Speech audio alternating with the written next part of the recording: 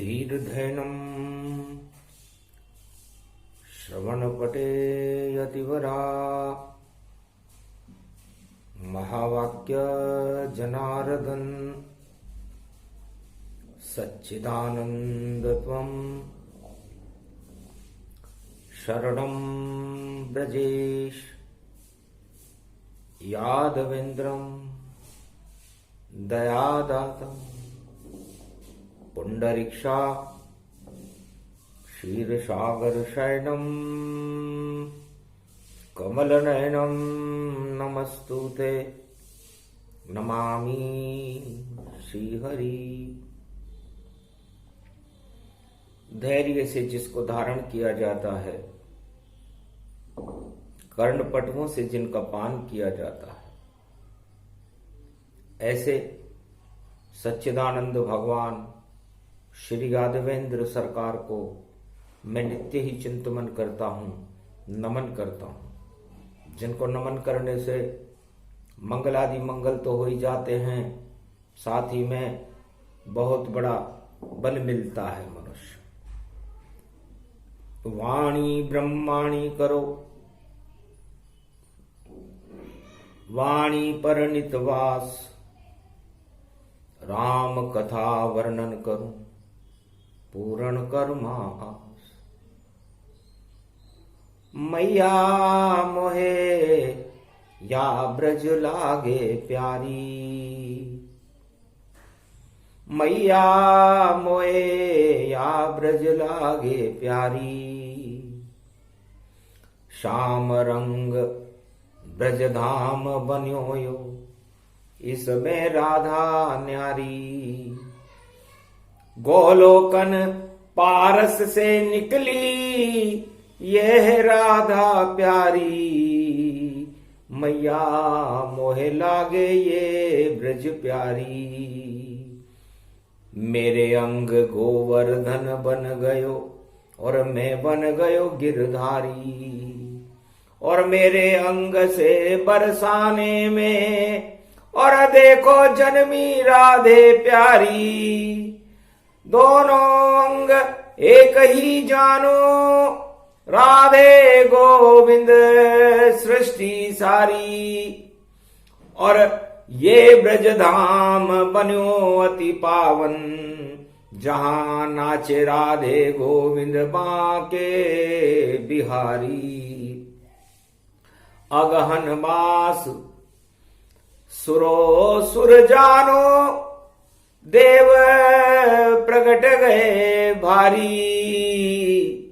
और 33 करोड़ देवन के संग में नाच रहे रे गिरधारी। गोप ग्वाल सब नाच रहे हैं, और बल खावे जमुना प्यारी।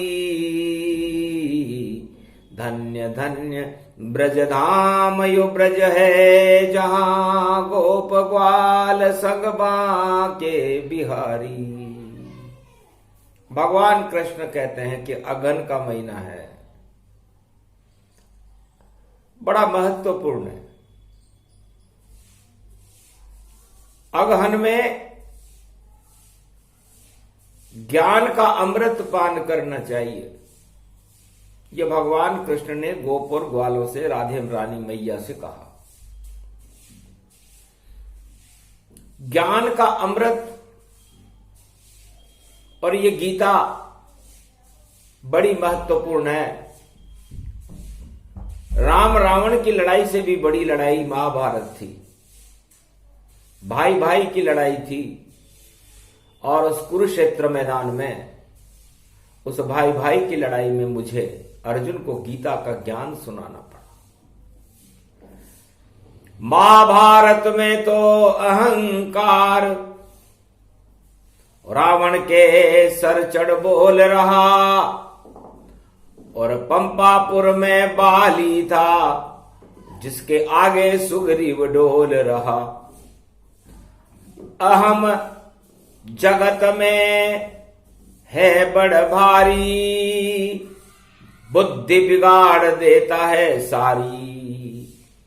जब जब अहम प्रगट होई जावे, महाभारत वहां पर प्रगटावे। तो हिरणाकश में जब अहम भरा, उसको प्रहलाद ने हटाया था और राम नाम गुणगान किया, नरसिंह अवतार वहां आया था। हट गए सारे अहंकार और हिरणाकश मर जाए। सतयुग में भी सत्य का और फिर प्रकाश प्रगटाए। राम नाम के सत्य का प्रकाश सतयुग में हिरण्याकश्यप के लड़के प्रहलाद ने करके दिखाया। अगहन में हमें ग्रहण क्या करना चाहिए? अ का मतलब अमृत से है, राम नाम का अमृत ग्रहण करना चाहिए। और अ का मतलब अहंकार से। तो भक्त प्रहलाद ने राम नाम का अमृत ग्रहण कर लिया अगहन के महीने में, और हिरण्याकश्यप ने अहंकार का विषपान कर लिया अगहन के महीने में। आखिर दोनों में टकराट हुई, तब नरसिंह का अवतार हुआ और दानव शक्ति हार गई, मानवता का वहां प्रकाश हुआ। और फिर पंपापुर में त्रेता में बाली एक प्रगटाया था। शिव की कृपा थी उसके पास, जो सामने आवे आधा बल आया था। बाली को यह वरदान था कि उसके सामने जो भी आएगा उसका आधा बल उसके अंदर चला जाएगा, और जो उसके सामने आएगा वो पराजित होगा। सुग्रीव बराबर छोटा भाई बाली से सदा पराजित था, पर आ गए वहां पर रामचंद्र, और देखो मित्र का साथी था। सुग्रीव और राम की मित्रता और हनुमान कराए, और बाली का बल मिट गया, नाम निशान मिटाए। उसका लड़का अंगद जानो, बाली पुत्र अंगद को मानो। मरते मरते कह गया, और आओ दर्शन दो श्री राम, मेरा पुत्र ये अंगद है और इसको पुत्र ही मान।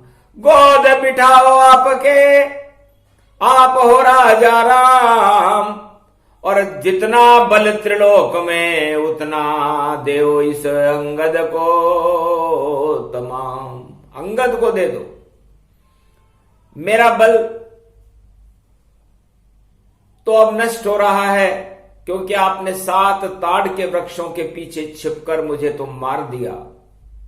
कारण कमल नाथ मोहि मारा, मैं बैरी सुग्रीव वही प्यारा। कोई बात नहीं, आपने मुझे मारा, पर मेरी और आपकी क्या शत्रुता है। तब राम ने कहा था मारने और तारने का काम नारायण करते हैं। मैंने तो तुम्हें दंड दिया है, क्योंकि अयोध्या की सीमा में पंपापुर है, और अनुज सुता भगनी सुत नारी, नहीं कुदृष्टि को लोक विचारी। हमारे यहां एक कानून है कि भाई की स्त्री, पराई स्त्री, किसी उस पर यदि कोई कुदृष्टि डाले तो उसे छल बल कल किसी भी तरह मारना ही क्षत्रियों का धर्म है। और हमने उस धर्म का पालन करते हुए आपको दंड दिया है, क्योंकि आपने सुग्रीव की स्त्री तारा को अपनी गर्भगृह में बिठा करके और उसे छीन लिया। इस कारण दंड दिया तुझको, और इस कारण स्वर्ग का धाम दिया। अब क्या इच्छा मांगो वरदान, और देखो अंगद को गोद लिया। जितना तेरा बल है उससे और राम बल भी मिल जाए, ऐसी शक्ति अंगद को दी। और त्रेता में श्री राम, त्रेता युग में भगवान राम ने अंगद को यह शक्ति प्रदान की, और बाली जीवन मुक्त हो गया। मरते मरते उसने अमृत पान कर लिया था, वरना अहंकार का पान बाली के पास भी था। और त्रेता में रावण और 10 सिर दशानन जान। शिव का परम भक्त था रावण और बड़ा चतुर विद्वान, पर फिर भी आतंकवाद को घर घर में फैलाता था और अहंकार उसको था इतना, अपने को बड़ा बताता था। तो राम के आगे कट गई उस रावण की नाक। अरे 2 टुकड़े हो गए शरीर के, 10 सिर हो गए साफ, सियावर रामचंद्र शंकर हरिओम। तो अहंकार की नाक कटे श्री राम ने त्रेता में काटी, और द्वापर में श्री कृष्ण प्रकट गए और धृतराष्ट्र की शक्ति सारी काटी। अहंकार कौरव दुर्योधन और धृतराष्ट्र सरकार, और गीता ज्ञान अर्जुन सुना दिया तो नष्ट हुआ धृतराष्ट्र। कौरव नीति और चक्रवर्ती सम्राट धृतराष्ट्र का पतन हो गया, अहंकार से हुआ था।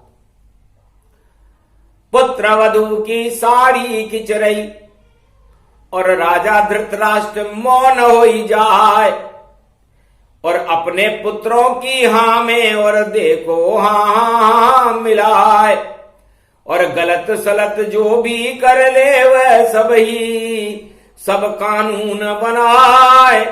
ऐसा अहंकारी राजा था, नाम जिसका धृतराष्ट्र कहा है। और राजताज सब पांडव छीने और अज्ञातवास पहुंचाए, खाने को भी दाना नहीं मिला, और दिख जाए तो फिर 12 बरस वनवास में जाए। ऐसा कानून पारित करवा दिया कि अज्ञात रहो 12 वर्ष तक, अगर दिखाई दिए तो 12 वर्ष फिर जाना पड़ेगा, 5 गांव छोड़ करके 1 गांव भी नहीं मिलेगा। इतना अहंकार भारत के किसी राजा में देखा नहीं गया जितना धृतराष्ट्र में देखा गया। इसीलिए तो महाभारत है। भाई भाई की लड़ाई थी, कौरव और पांडवों की लड़ाई थी। इसलिए भारत में भाई भाई की लड़ाई अच्छी नहीं होती, गृह युद्ध अच्छा नहीं होता। भारत विश्व की किसी भी सेना को विजय करने में सक्षम है चारों युगों में। लेकिन भारत में यदि गृह युद्ध हो जाए और कोई राजा उस गृह युद्ध को प्रकट करे तो उस राजा का और उस ताज का पतन हो जाता है। ये वेद प्रमाण है द्वापर में कि धृतराष्ट्र राजा का पतन भाई भाई की लड़ाई के कारण हुआ। सारे योद्धा मारे गए, द्रोणाचार्य, भीष्म, कर्ण और अब बड़े बड़े वीर बलवान 18 क्षोणी सेना मारी गई थी। और इतना घमंड अतिजान, बड़ा घमंड था दुर्योधन को और धृतराष्ट्र को कि मेरे बराबर शक्तिशाली कोई भी नहीं है। और पांडवों को तो उसने पूरी तरह कुचल दिया था, एक बात भी नहीं सुनी और दिया उन्हें वनवास। पर देखो श्री कृष्ण बांके बिहारी आ गए पांडवों के पास, और अगहन के महीने में गीता पांडव अर्जुन सुना दई, और महाभारत में भारत की और देखो विजय कराई दई। तो विजय हुए पांडव सब सारे, हार गए कौरव सब सारे। जितने अहंकार कौरव में इस कारण गए हार। शकुनी की चालें नहीं चली और सभी चाल बेकार। इसलिए अहंकारी लोग बड़ी बड़ी कुचालें चलते हैं और उनकी कुचालें नष्ट हो जाती। और कलयुग में भी अहंकार सर पर चढ़कर यहां बोल रहा, सर पर चढ़कर यहां बोल रहा। घर घर में शकुनी खड़े हुए और चालों का नया दौर रहा। अब चौपड़ सार पास सारे शतरंज बिछाई जाती है, और अहंकार के बलबूते पर और देखो शक्ति प्रगटाती है। तो ये तो सदी 21वीं और पतन हो या अहंकार। सारे घिन घमंड जितने जगत में सब हो बंटाढार। एक नाम अवतार है, नाम कल की अवतार। घन घमंड का नाश करे और भारत बने सरकार। भारत नहीं, पूरे त्रिलोक की सत्ता जिसके हाथ में है, ऐसे त्रिलोकाधिपति नारायण अगन के महीने में ये गीता की वाणी का प्रसंग स्वरूपण है, क्योंकि जब अगन शुरू होता है तो महाभारत की शुरुआत होती है और उस महाभारत का पतन, अहंकार का पतन होता है और पांडव शक्तियों की विजय होकर के और जय जयकार होने लगती है।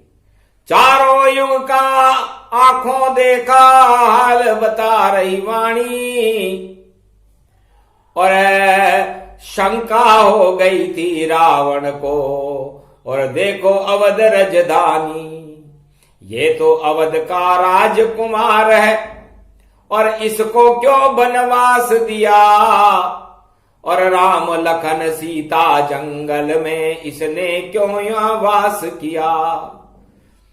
ये तो है साधारण बालक और फकीर समझानो इसे, और बिगड़ गई रे तकदीर भारत की, और देखो नष्ट नाबूद करें अहि रावण खरदूषण सारे, और देखो पंचवटी में आए अपहरण कर लो इस नारी का जो श्री राम के संग में आए, और मटिया में कर दो वध को, और नाम निशा लेने नहीं पाए, मेघनाद वहां राज करेगा ऐसा सपना रावण ने सजाए। देख रहा था सपना देखो, बड़े बड़े हथियार जुटाए, छोटी सी लंका ये जानो, और देखो बुद्धि रावण बिगड़ी जाए, घन घमंड और अहंकार से हाहाकार रावण प्रगटाए, 10 मुख उसके हंसने लग गए और कुचाले रहा चलाए, सोने का मृग मरीच बनाकर देखो पंचवटी में आए, अपहरण कर लिया सीता का, और देखो विध्वंस नीति अपनाए।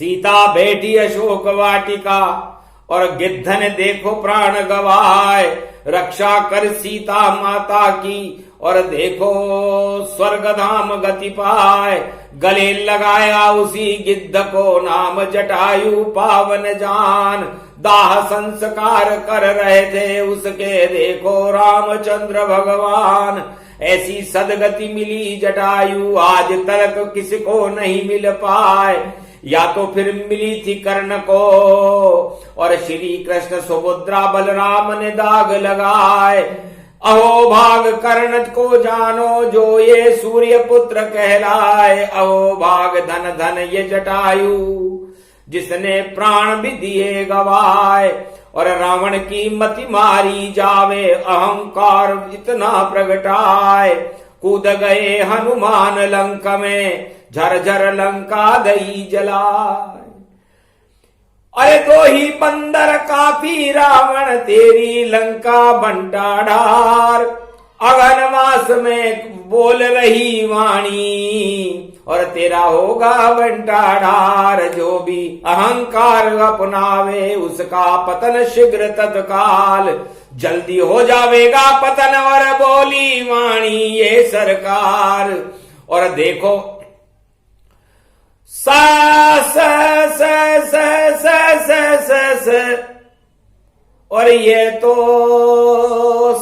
सब सत्य कहा है, रामेश्वर पूजा करी राम ने, और से सेतु बंध बन जाए। सेतु बंध, भगवान ने फिर भी पाप और पुण्य के बीच में एक सेतु बांधा रामेश्वर से लंका तक, कि भाई इस पथ पर जो भी चले सभी धर्म प्रगटाए, और जो इस सेतु पर चढ़े तो विजय उसकी हो ही जाए। सत्य का सेतु राम ने और नल नीलऊ दिया बांध, जामवंत की शक्ति थी और सबने धनुष लिए तान, पर रावण उस पर नहीं चढ़ा क्योंकि पाप नहीं चढ़ पाए। सत्य के सेतु पर वही चढ़े जो पुण्य राम कृपा प्रगटाए। राम की कृपा के बिना सत्य बंध उस सेतु के ऊपर भगवान शिव और राम की आज्ञा थी कि कोई चढ़ नहीं सके, इसलिए रावण सेना नहीं चढ़ी और चुना आकाश का मार्ग। तो दो बंदर भी राम ने और देखो किए तैयार, सेतु बंद पर मत जाओ तुम, सीधे जाओ आकाश के मार्ग। पवन पुत्र ये ले लो मुद्रिका और कर देव सीता को तत्काल। पवन पुत्र उड़ी जब मारी और देखो सुरसा रही प्रगटाए। हवा में हवा पवन पुत्र हो गए, हवा में हवा मिल गई जाए। अरे पवन में पवन मिले जब भारी, 49 करोड़ पवन चल पाए। हवा की लंबाई और देखो बड़े बड़े तूफान उठाए। छोटी हवा बन गए हनुमान जी और सुरसा मुख से बाहर आए। हाथ जोड़कर सुरसा चल गई, आशीर्वाद दे गई माए। जाओ पवन पुत्र विजय तुम्हारी और लंक करो अब तुम साकार।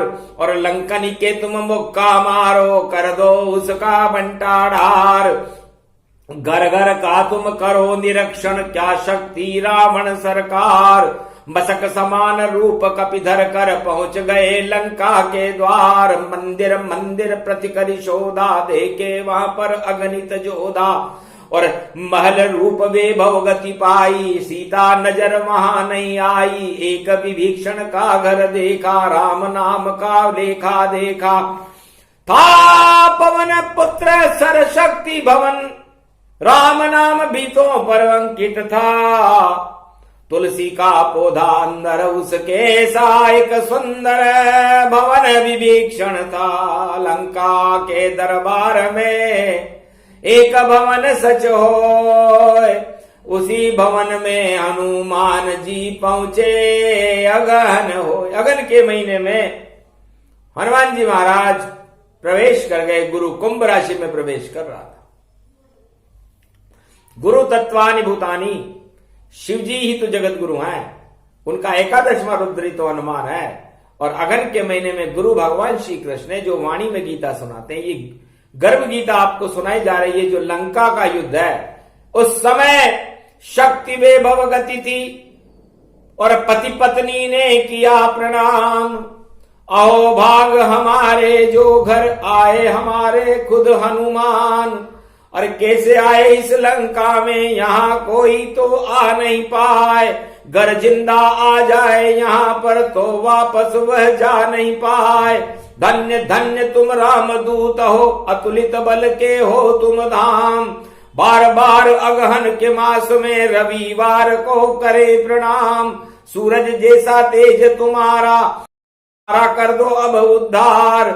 और सीता मैया बैठी अशोक वाटिका और जाओ खुल रहे वहां पर द्वार।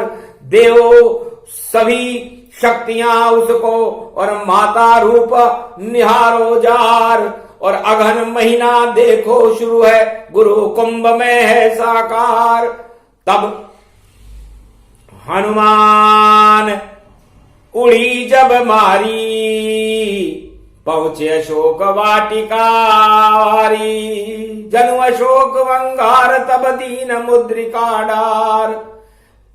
तब सीता साकार हो गई, देखी मुद्रिका पार। चकित चितव मुदरी पहचानी, और ये तो सर्वशक्ति गति जानी। माया ते असी रची नहीं जाई, राम नाम मुद्रिका बनाई। भगवती जगदम्बा सीता ने सोचा कि इस राम नाम की मुद्रिका को कोई भी राक्षस रावण माया से नहीं बना सकता। ये तो सत्य मुद्रिका है और ये मुद्रिका मेरे पति के हाथ में थी, यहां कौन लेकर के आया। तब प्रगटे वहां हनुमाना, अगहन मास गति में जाना। रामदूत में मातु जानकी, सत्य शपथ करुणा निधान की। राम आज्ञा से मुद्रिका लाया, माता दर्शन तेरा पाया। गुरु कुंभ में जब ये आया, महाभारत का योग बनाया। ये महाभारत का योग है। लंका और राम और रावण का भयानक युद्ध होगा और राम विजेता बनेंगे। इसलिए ये मुद्रिका आपकी रक्षा करेगी। इस मुद्रिका में आप राम जी का चित्र 1 महीने तक देखते रहो। 1 महीने बाद में और सब लंका नश जाए, पूरा अघन मास में और गीता रहे सुनाए। ये गीता जामवंत जी भगवान राम और वानरों को सुना रहे हैं, क्योंकि शक्ति देनी है। रावण के पास तो विज्ञान की भी शक्ति है, दुर्गा की शक्ति है, शिव की शक्ति है, लेकिन गर्भ गीता के ज्ञान को और जामवंत रहे सुनाए। और यही मुद्रिका देने माता मैं भी बाट अशोक में आया, अशोक वाटिका में मैं आया हूं। धन्य धन्य बेटा और नाम तुम्हारा काम, जब तक सूरज चांद रहे तुम बने रहो हनुमान। चारों युग प्रताप तुम्हारा हे प्रसिद्ध जगत उजियारा। जाओ, चारों युगों में तुम्हारा प्रताप रहेगा। अष्ट सिद्ध नवनिधि करी दाता, असुबर दीन जानकी माता। ये वरदान अगन के महीने में जिनका घन घमंड निर्मल मन जन सो मोहि पावा, मोहि छल छिद्र कपट नहीं भावा। मिला शक्ति वरदान और मिले गए देखो हनुमान, अतुलित बल के धाम हो गए और दास राम का जान। जो हनुमान जी राम के चरणों के दास हैं, उनको अतुलित बल बना दिया। शक्ति की कृपा के बिना कोई सिद्धि नहीं मिलती, अहंकार नहीं हटता। इसलिए जाओ, हटाओ रावण के अहंकार को और पाप की लंका देव जलाए। आज्ञा सीता माता की है, इसको तुम साकार दिखाए। तब कहा हनुमान ने हंस करके, जो चाहो मां वह हो जाएगा। अगर आपकी ऐसी इच्छा है तो लंका काल अब आएगा। तो लंका काल हनुमान बन और पहुंचे वाट अशोक। सारे वृक्ष ही तोड़ दिए और अक्षय की हुई मौत। अक्षय कुमार रावण के लड़के को मार डाला, जो उसकी पहरेदारी कर रहा। तब वहां मेघनाद एक आवा, पुत्र रावण का वह कहलावा। ब्रह्म पास जब उसने चलाई, बंध गए हनुमान जति जाई। ब्रह्म पास मानू नहीं तो नियम बिगड़ सब जाए।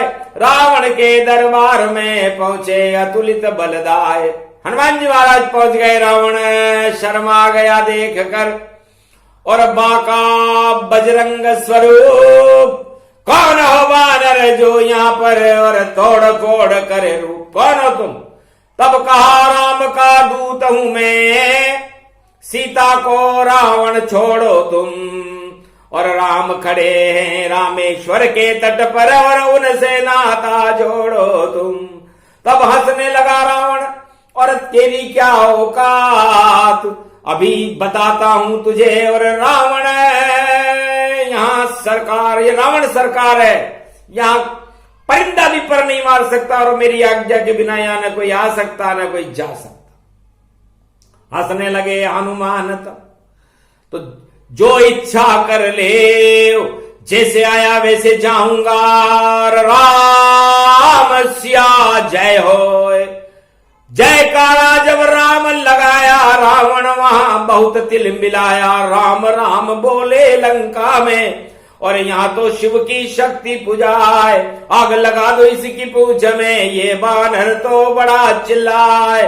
तब विभीषण ने उठकर कहा, ऐसा करो महाराज, नीति विरोध न मारिए दूता। बोला विभीषण परम सपूता।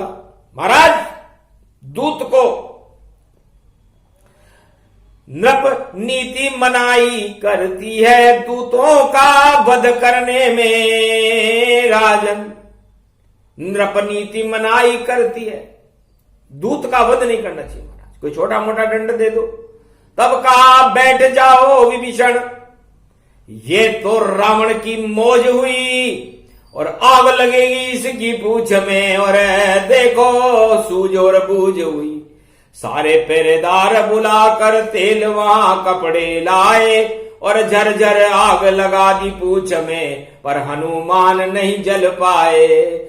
आग लग गई सब लंका को और रावण बहुत शर्माए।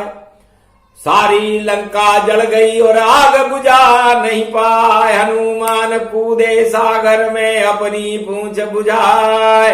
वापस पहुंचे मां सीता के चरण में ढोक लगाए। चूड़ामणि उतार तब दयऊं हर्षित हनुमान कपिलयऊ कूद गए आकाश मार्ग से। और रावण बहुत घबराए, एक ही बंदर हवाई मार्ग से तहस नहस कर जाए। तब कूदे वहां शर्माई मधुबन के फल हनुमत खाई। विजय हो गई राम जी की, लंका जल गई अगन के महीने में, अहंकार जल गया। ये गुप्त गीता गर्भ गीता जामवंत जी सुना रहे थे, इतने में हनुमान जी आ गए और सारे वानर सेना में प्रसन्नता छा गई। चूड़ामणि देखकर हनुमान जी को राम जी ने गले लगाया और से भव फिर कहा राम ने हंस करके, एक बंदर लंका डुबाया। अब एक बंदर को और भेजेंगे, रावण का अहंकार नीचे आया। तब दूसरा बंदर अंगद था और जिसके बल थे राम।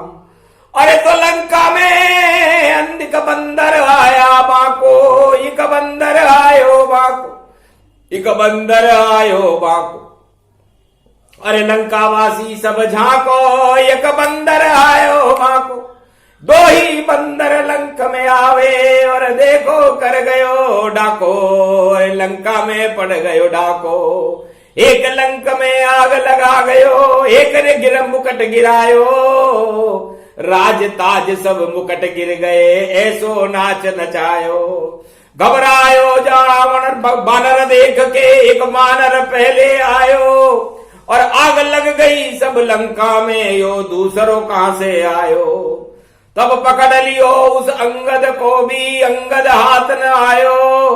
पूछ बढ़ा ली उस अंगद ने और सिंहासन अपनो जमायो। रावण के दरबार में और लगा सिंहासन जाए, इतना ऊंचा सिंहासन था रावण छोटा पाए।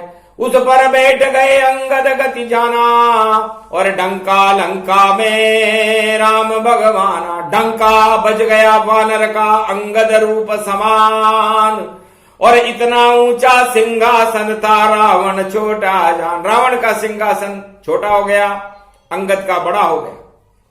तब कहा तुम कौन हो, क्या करने आए हो? सीता को वापस कर दो तुम, इतना ही करने आया हूं। और बहुत छोटे हो रावण तुम, मैं बाली का पुत्र कहाया हूं। बाली मेरा पिता था, वो तो गया स्वर्ग के धाम और उन राम की गोद में बैठकर मैं कर रहा हूं राम राम। तू भी जप ले राम को और सीता को दे छोड़। घन घमंड तेरा घटे और टूटे तेरी डोर, वरना तेरी डोर टूट जाएगी। इसी वक्त दे दे सीता को, वरना लंका चक्री सम घुमाऊंगा। गर राम शरण में नहीं गया तो तुझे पाताल पहुंचाऊंगा। पर आज्ञा इतनी है नहीं मेरी, और मैं तो लंका उलट पलट कर जाऊं। और गर कर ले तू भी तेरी शक्ति का, और मैं भी अपनी शक्ति दिखाऊं। गर मेरा पांव उठा दे रावण, तेरा कोई भी योद्धा उठा देगा तो हार जाऊंगा सीता मां को मैं, और राम को यहां बुला लूंगा। गर मेरा पांव न उठ पावे तो तेरा घमंड टूट सब जावेगा, और तेरी लंका नश जावेगी और 1.25 लाख खप जावेगा। और अंगद के पांव को और देखो लंक में दाल, अरे पावर फसाया लंका में तो लंका आ गया काल। बड़े बड़े योद्धा उठ पावे और पाव टिका नहीं कोई पाए। अरे देखो अंगद पांव जमा था जिसको कोई हटा नहीं पाए। हार गए सब योद्धा रावण के, रावण भी मन में घबराए। खुद ही सिंहासन से उठकर आया, देखो पांव उठाए। तब का अंगद ने हंस करके, अरे तुम कैसे मूर्ख राजा हो, हम तो छोटे मोटे बानर है और दास के पांव उठाते हो। हम तो राम के दास हैं और तुम हो चक्रवर्ती सम्राट। अरे क्यों उठते हो सिंहासन से, लुटेंगे तेरे ठाट। तू राजा है कि हज्जाम है? इतना अहंकार तेरा खत्म हो गया, तेरे योद्धा खत्म हो गए, मेरा पांव नहीं हटा सके। राम जी के दास का पांव नहीं हटा सके तेरे योद्धा, राम जी से क्या लड़ेंगे? यही युद्ध का फैसला, हार जीत हो जाए। अहंकार हट गया रावण का, रावण गया घबराए, अंगद वापस पांव उठाया, रावण से नहीं हाथ लगाया। अरे दासों के पैर पकड़ने में और क्षमा मांगना अच्छा नहीं। तू रावण की सरकार है या तेरा घमंड अवतार नहीं, सब घमंड तेरा हटा। तू रावण सरकार और क्षमा मांग रहा है मुझसे क्या? मैं अंगद हूं अवतार, मैं अंगद हूं और मेरे पांव को तेरी कोई भी योद्धा नहीं हटा सका। तू रावण सरकार है लंका का और मेरे पांव को छूने आया, तुझे शर्म नहीं आती रावण? इसलिए तेरा घन घमंड और अहंकार जाता रहा और हार जीत हो चुकी है। तेरे योद्धा मेरे पांव को नहीं हटाने से सब हार गए हैं, इसलिए विजेता बन गए राम जी। ये अगहन का मास, आगे भी अब विजय होएगी। जय जय राम सरकार। तो राम सरकार की विजय होगी और रावण सरकार की हार होगी। ये फैसला सुनाकर वापस अंगद कूद गया और आया राम दरबार और हार गई देखो अहंकार की सब रावण सरकार। तो अहंकार चारों युग में जिस राजा के सर चढ़ जाता है वह कभी जीत नहीं पाता है और रोज हार वह जाता है। चाहे कितनी भी वह क्षमा मांगे अंगद हनुमान डराता है। ये दो बंदर ही काफी है जो लंक उत्पात मचाता है। तो अंगद और हनुमान ने और विजय करा दी राम, बिना युद्ध ही विजय हो गए। बोलो जय श्री राम। बिना युद्ध के विजेता यदि कोई हुए लंका में तो वह श्री राम थे, जिनके दो बंदर और आकाश मार्ग से दो बंदर ही गए थे। एक थे हनुमान जी और एक थे अंगद। इन दोनों ने पूरे 1.25 अरब और सारे योद्धाओं को, कुंभकर्ण, मेघनाथ, अश्वनी कुमार, बड़े बड़े जो अक्षय कुमार जैसे योद्धा वहां पर थे, रावण थे, सबको पराजित कर दिया। बिना युद्ध के विजय हो गए और अगहन में श्री राम। ये प्रसंग पूरा हुआ, विजय हुई श्री राम। ऐसी विजय कलयुग में भी होगी, बिना युद्ध के विजय हो। और देखो अगहन मास गर्भ गीता सुना रहे हैं जामवंत भगवान। कहीं रीछ पति सुन हनुमाना, का चुप साध रहो बलवाना। कौन सो काज कठिन जग माही, जो नहीं होत तात तुम पाही। ऐसी गीता हनुमान को और जामवंत ने दी सुनाए। कूद गए हनुमान लंक में, अंगद कूदे जाए। तो अंगद और हनुमान जी अगन के महीने में लंका में कूद करके लंका को तहस नहस करके पूरी लंका, महाभारत से भी बड़ा युद्ध था, बिना युद्ध के ही विजेता बन गए। और गीता सुन करके पांडव विजेता बन गए। तो इतनी शक्ति होती है गीता में। इसलिए ग विद्याओं का प्रखंड है। महाभारत आगे शुरू होगा, उसमें भगवान श्री कृष्ण भारत में भारत के कल्याण के लिए गीता का अवतरण करेंगे और उस अवतरण का मुख्य बिंदु होगा अहंकार। तो जिसमें भी भारत में या विश्व के किसी भी राजा में अहंकार होगा, उसका अहंकार जिस तरह रावण का अहंकार हट जाएगा, जिस तरह कौरव का अहंकार हट जाएगा और विजेता श्री राम बनेंगे। जय श्री राम। ये प्रसंग था विजय का, गर्भ गीता का ज्ञान। और कृष्ण भी सुना रहे हैं अगहन मास में आन, अगहन मास में पूरा ही चले गीता का ज्ञान। चारों युग में गीता आती और कभी अंत नहीं। मान गीता का कभी समापन ही नहीं होता, गीता कभी समाप्त नहीं होती। ये तो जब अधर्म बढ़ जाता है, अहंकार बढ़ जाते हैं, मानवता समाप्त होने लगती है, तब अंतरिक्ष में गीता का प्रागट्य भगवान श्री कृष्ण बोलने लगते हैं। इसलिए गीता वाच्य ग विद्याओं की शक्ति महाशक्ति है। और इस शक्ति का भारत में पाठ करने से सारे अहंकार हट करके जितने भी पड़ोसी मुल्क हैं उनका अहंकार तोड़ने वाली ये शक्ति है। इसे गीता कहते हैं और ये ईश्वर की शक्ति है। ईश्वर वाच्य गीता ज्ञान च भारत अभ्युत्थनम धर्म क्षेत्रे कुरुक्षेत्रे धर्म रक्षते रक्षते भारत रक्षते पांडव रक्षते कौरव भक्षते अहंकार नष्टते नष्टभष्टम च अहंकारम रावण कुंभकर्ण मेघनाद नाशम कौरव सेना नष्टति नष्टति भष्टति सर्वशक्ति वेदोक्त भक्ति अवत्तम महात्म सर्वशक्ति अहम ब्रह्मास्मि जगद्गुरु भगवान श्री कृष्ण वाच्य गीता नमम नमम भारतम भारत रक्षते।